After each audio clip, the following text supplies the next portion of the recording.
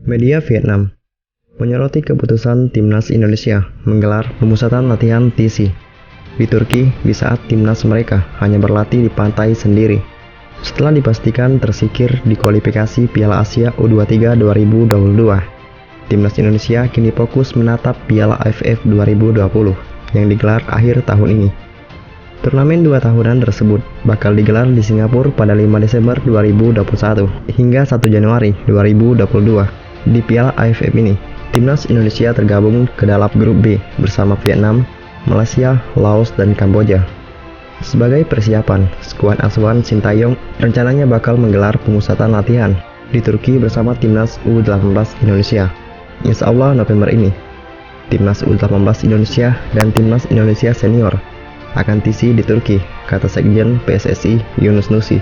Dikutip dari Super Bowl ID, karena Sintayong pelatih Timnas U18 Indonesia juga, jadi sekaligus membawa 2 tim untuk TC di sana.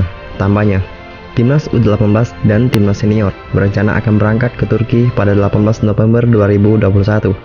Kedua tim tersebut akan berlatih di sana selama 2 minggu atau hingga 3 Desember 2021. Setelah itu, Timnas Senior akan langsung bertolak ke Singapura.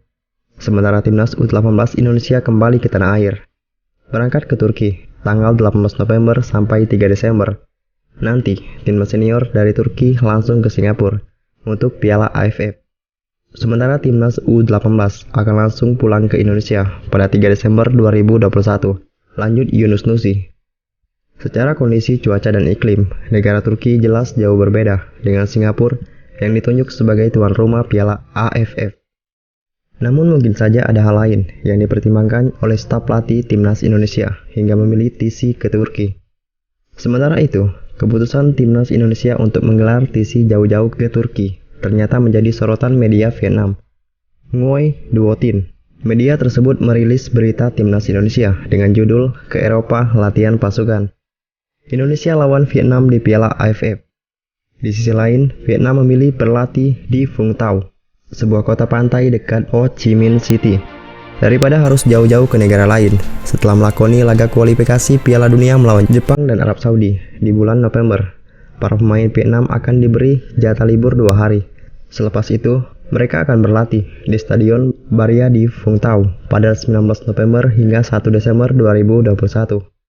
Kami senang tim nasional telah memilih Stadion Baria sebagai tempat latihan mereka, kata Din Hong Vin, Presiden Baria Vũng Tàu FC. Seperti dikutip dari Super Bowl ID, kami akan menciptakan kondisi terbaik untuk tim, sehingga mereka pada akhirnya dapat bersiap untuk Piala AFF mendatang.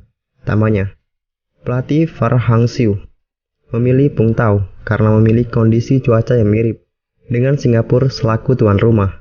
Vietnam berstatus sebagai juara bertahan setelah menjadi juara Piala AFF 2018 usai mengalahkan Malaysia di final.